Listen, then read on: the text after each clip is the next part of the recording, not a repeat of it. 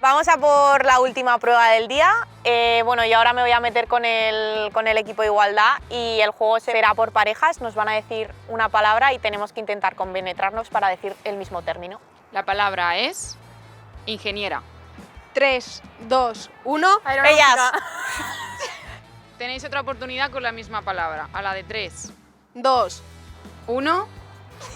TPF Aspor. ¿Y cómo vas a ver eso, loca? Pero nena, ingeniería.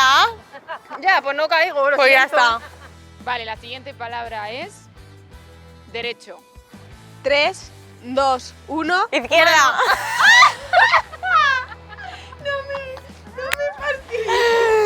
No sé, pero es que... Venga, otra oportunidad, a la de 3, 2. 1. Humano. Humano. No, que eso lo había dicho antes, ¿eh? Oye, que vale.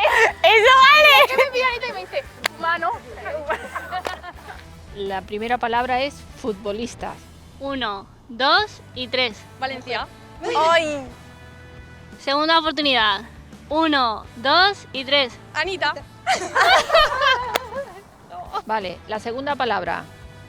Igualdad. 1, 2 y 3. Fútbol. ¡Ay! Otra oportunidad, chicas. 1, 2 y 3. Deporte. ¡Ay!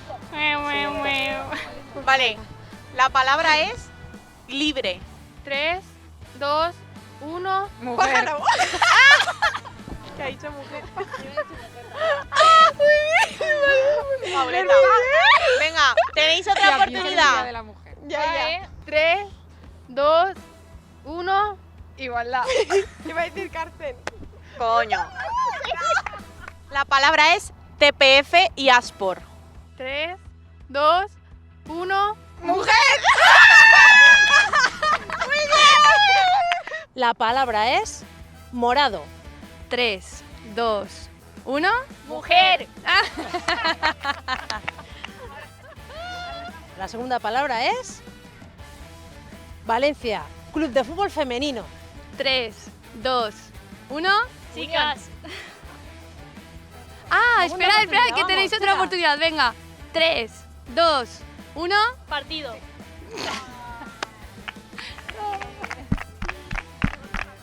Bueno, ya hemos llegado al final del juego de hoy y después de todo el recuento hemos llegado a que el equipo ganador es Luchando por la Igualdad.